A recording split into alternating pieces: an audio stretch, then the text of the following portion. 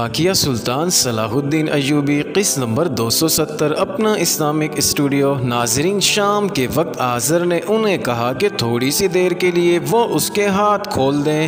محافظوں نے اس خیال سے اس کے ہاتھ کھول دیے کہ یہ نہتا ہے، بھاگ کر کہاں جائے گا۔ انہوں نے دوسری احتیاط یہ کی کہ اسے گھوڑے سے اتار لیا، وہ پیدل تو بھاگ نہیں سکتا تھا۔ وہ بیٹھ گئے اور ان کے پاس کھانے کے لیے جو کچھ تھا وہ کھانے لگے۔ ناظرین، آذر نے موقع دیکھ لیا اور اچانک اٹھ کر بہت ہی تیزی سے دوڑا۔ گھوڑے قریب ہی کھڑے تھے۔ آذر ایک ثانیے میں گھوڑے پر سوار ہو گیا۔ محافظ پہنچ تو گئے لیکن آذر نے گھوڑے کو ایڑ لگا کر رخ ان کی طرف کر دیا۔ وہ دونوں ادھر ادھر ہو گئے اور اپنے گھوڑوں تک بر وقت نہ پہنچ سکے۔ ناظرین، جتنی دیر میں وہ گھوڑوں پر سوار ہوئے اتنی دیر میں آذر بہت سا فاصلہ حاصل کر چکا تھا۔ محافظوں نے گھوڑے بھگائے لیکن اب تعاقب بے سود تھا۔ ناظرین، شام گہری ہونے لگی تھی، زمین اونچی نیچی تھی، کہیں کہیں ٹیلے اور چٹانیں بھی تھی۔ محافظ دور تک گئے مگر آذر غائب ہو چکا تھا۔ دوسرے دن دونوں محافظ سر جھکائے ہوئے، شکست خوردہ اور بری طرح تھکے ہوئے حسن بن عبداللہ کے پاس پہنچے۔ ایک نے کہا ہمیں گرفتار کر لیں، قیدی بھاگ گیا ہے۔ انہوں نے یہ بھی بتا دیا کہ قیدی کے کہنے پر انہوں نے اس کے ہاتھ کھول دیے تھے۔ ناظرین، حسن بن عبداللہ نے انہیں حراست میں لے لیا لیکن گھبراہٹ سے اس کا پسینہ نکل آیا کیونکہ آذر معمولی قسم کا قیدی نہیں تھا۔ وہ سلطان ایوبی کا سارا پلان اپنے ساتھ لے گیا تھا۔ فتح و شکست کا دار و مدار اسی پلان پر تھا۔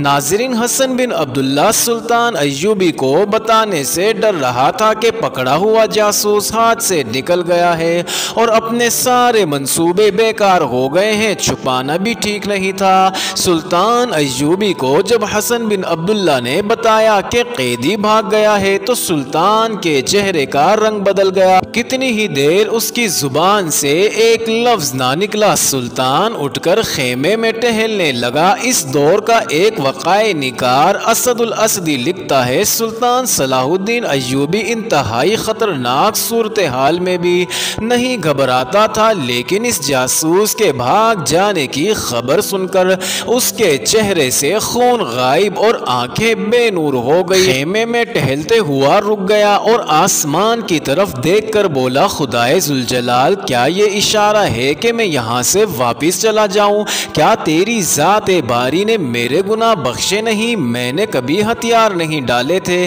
کبھی پسپا نہیں ہوا تھا۔ میں اپنے پیر و مرشد سلطان نور الدین زنگی کی طرح اور اپنے رہبر و رہنما حضرت خالد بن ولید کی طرح کبھی ہار نہیں مانتا۔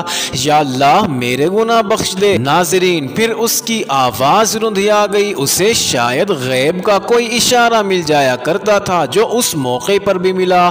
اس نے حسن بن عبداللہ سے کہا، ان دونوں سپاہیوں کو زیادہ سزا نہ دینا، سزا سے بچنے کے لیے وہ مفرور ہو سکتے تھے لیکن وہ تمہارے پاس آ گئے، انہیں غلطی کی سزا ضرور دینا لیکن نیک نیتی اور سچ بولنے کا صلہ بھی ضرور دینا۔ سالاروں کو بلاؤ۔ اس کے چہرے پر رونق اور آنکھیں میں چمک اڑ کر آئی۔ 3 سالار آ گئے۔ سلطان نے ان سے کہا، وہ جاسوس بھاگ گیا ہے جس کے پاس دفاعی منصوبہ تھا، اس نے جو نقشے بنائے تھے وہ ہمارے پاس رہ گئے ہیں۔ اس نے اپنی آنکھوں سے بہت کچھ دیکھ لیا تھا اور اسے یہ بھی معلوم ہو گیا تھا کہ ہم دشمن کو کہاں لا کر لڑانا چاہتے ہیں۔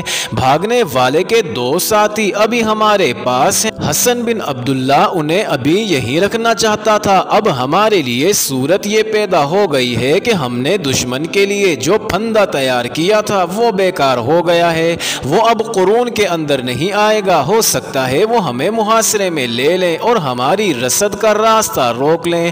مجھے مشورہ دو کہ ہم اپنا منصوبہ بدل دیں یا اسی پر قائم رہیں۔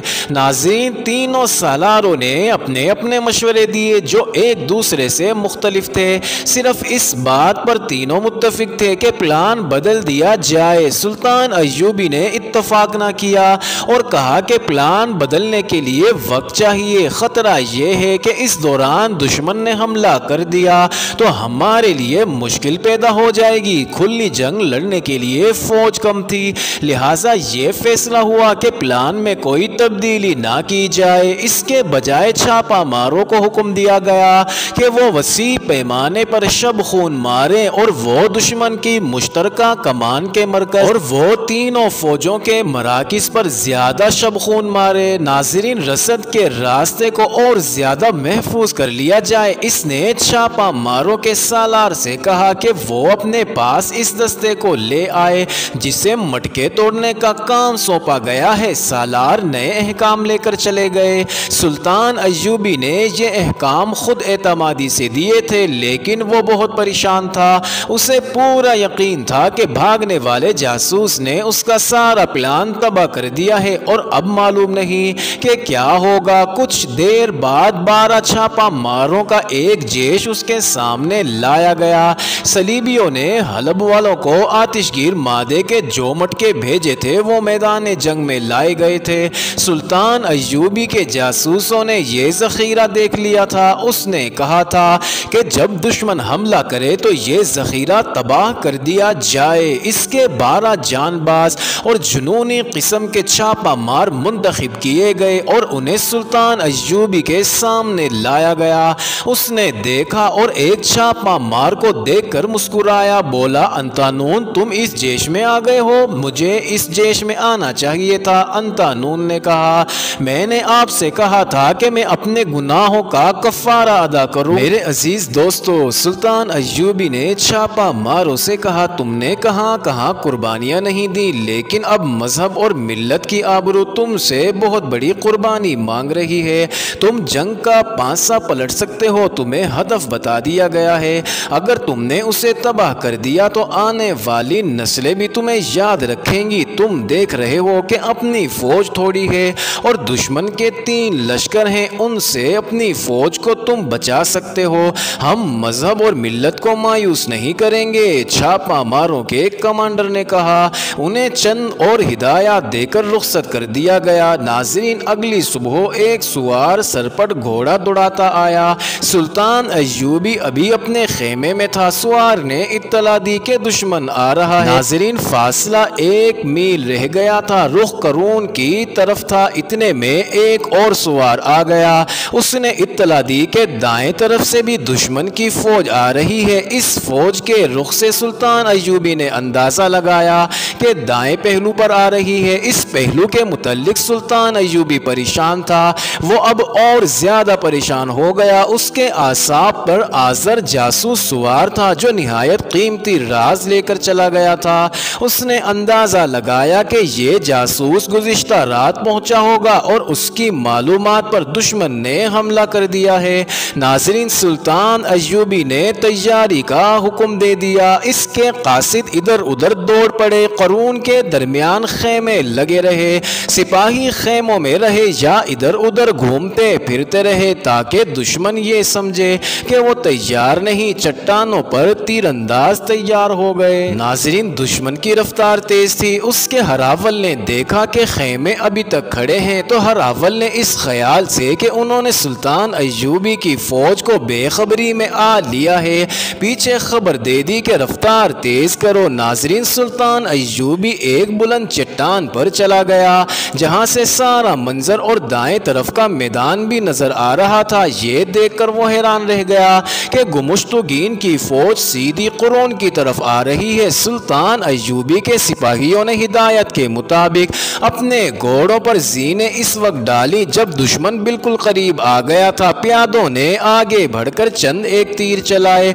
उधर से ललकार सुनाई देने लगी, कुचल दो, किसी को जिंदा ना छोड़ो, सलाहुद्दीन अय्यूबी को जिंदा पकड़ो, सर काट लो। नाज़रीन, सुल्तान अय्यूबी के सुवार आगे बढ़े मगर पीछे को आ गए। प्यादों और सुवारों ने हमले की अगली सफ का मुकाबला किया और लड़ते लड़ते पीछे हटते आए, हत्ता के तमाम हमला आवर दस्ते करून के अंदर इसी फंदे में आ गए जहां उन्हें सुल्तान अय्यूबी लाना चाहता था। चट्टानों में गिरा हुआ ये मैदान 1.5 मील के लगभग वसी और अरीज था। जो ही दुश्मन अंदर आया, दोनों तरफ की चट्टानों से उस पर तीरों का मी बरसने लगा। दुश्मन के घोड़े तीर खाकर बिदकते, मुंह जोर होते और अपने ही प्यादों को कुचलते फिरते थे। नाजरीन, दुश्मन के कमांडर समझ ना सके कि यहाँ खेमों में जो फौज थी वो कहाँ गायब हो गई। گئی ہے۔ انہیں معلوم نہیں تھا کہ آگے چٹانوں میں ایک کٹاؤ ہے جو ایک وادی میں چلا جاتا ہے اور سلطان ایوبی کی فوج اس میں لاپتہ ہوتی جا رہی ہے۔ ناظرین، میدان میں خیمے کھڑے تھے جن کی رسیاں رکاوٹ پیدا کر رہی تھی۔